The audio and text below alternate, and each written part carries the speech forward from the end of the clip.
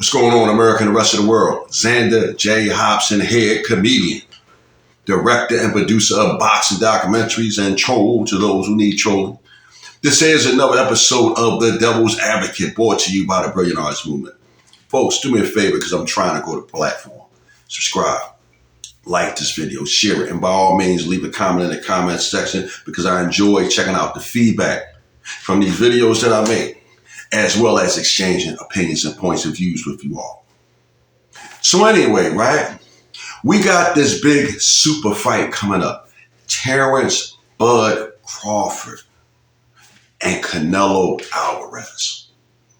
Crawford, an unbeaten fighter. He has came through the divisions and he is a 2 times undisputed champion. At the end of the 7th. Crawford is just a special fighter. All right, hook upstairs, and Crawford has Spence hurt again. All right, hook that wobbles him. Spence might be going down again, and this one is over. Now, 3-punch combination. Crawford now trying to finish the deal. There he goes, that's it, it's over. Oh, he hurt him with the right hand. He goes to the kill. What a huge right hand. Canelo Alvarez, the throwback to the old school Mexican fighters. Julio Cesar Chavez, Salvador Sanchez, Oscar De La Hoya. Hey, Canelo Alvarez has distinguished himself to be just as great as the old school legends that came before him. Guadalajara, Jalisco, Mexico, Sao Canelo.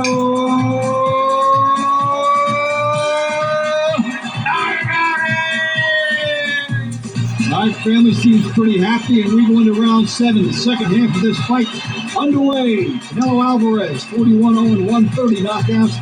Austin Trout, 26-0 14. There's a big right hand that crushed Trout. We talked about the momentum of the uppercut in round 6, and a big breakthrough for Canelo. Now, let's get down to business. Who's going to win this fight? You got a lot of people saying that Bud Crawford is biting off more than he can chew. Now, I don't know if this is true or not. We're going to have to wait till fight night to find out. But the main reason why most people seem to think that Bud Crawford is biting off more than he could chew is because he's coming up 2 weight divisions to fight Canelo Alvarez. From 54 to 168. Wow. Lions and tigers and bears. Oh my. Well, folks, that might not be as big of a deal as it seems. Again, we are living in a time when there are multiple weight divisions in boxing, and there are even more championships than you could count. The sport has been watered down. This is why Dana White and the UFC is so popular, because guess what? They don't have multiple championships and multiple weight divisions. But when you sum it up to an old school form of boxing, when there were 8 traditional weight divisions, jumping up 2 weight divisions isn't such a big deal.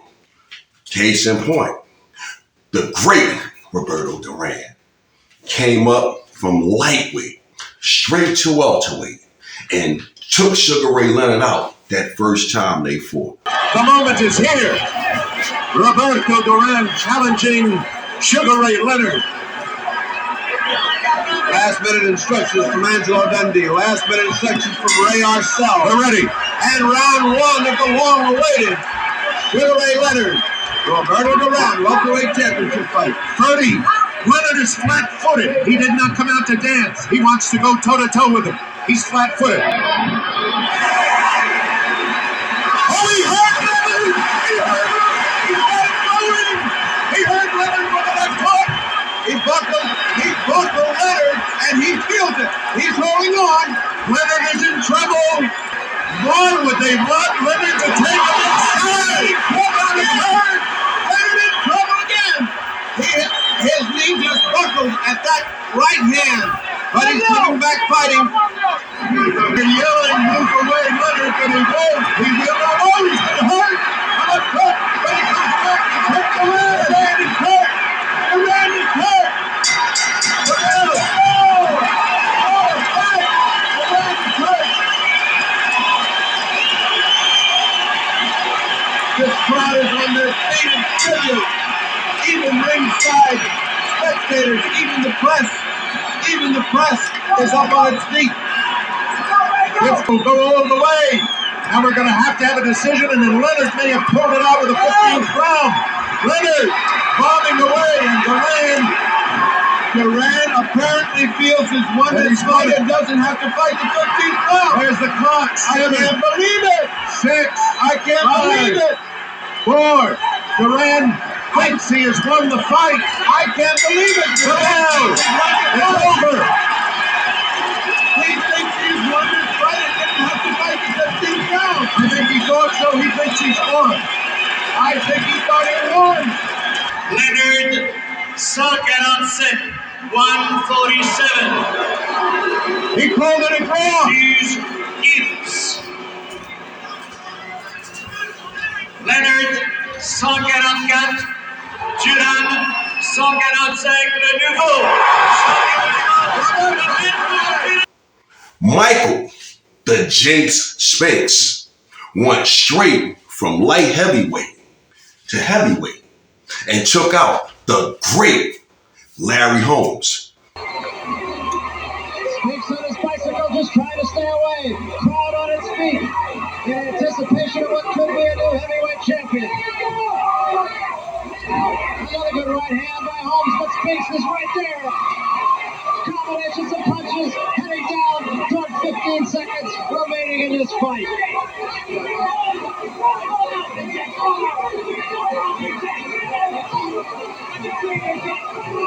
Holmes will not do it.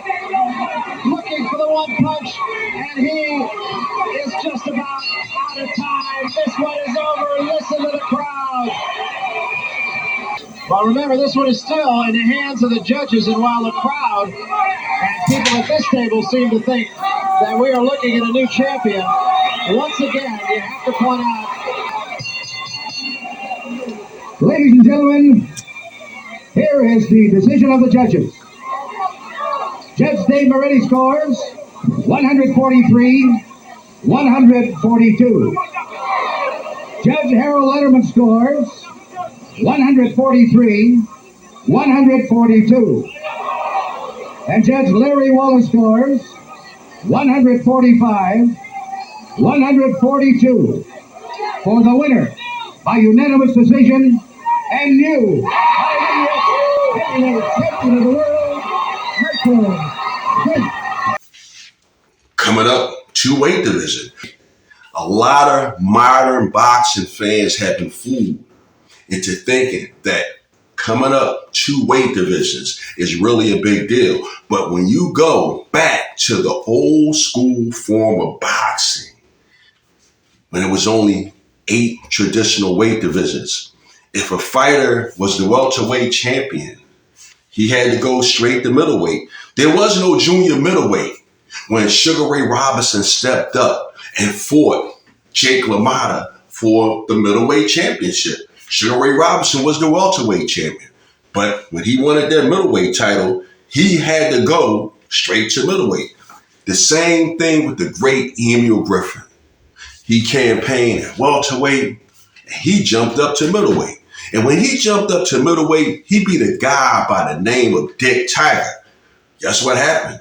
After Dick Tiger lost the middleweight title, he went straight to light heavyweight and won the light heavyweight title. So I said all of that to say this. Jumping up 2 weight divisions isn't really the big deal that a lot of modern boxing fans are trying to make it out to be. It's just that there are so many championship belts and there are so many weight divisions that modern boxing fans are making the notion of going from 154 to 168 a really big deal when it's really not. So with that said, ladies and gentlemen, I'm done with it.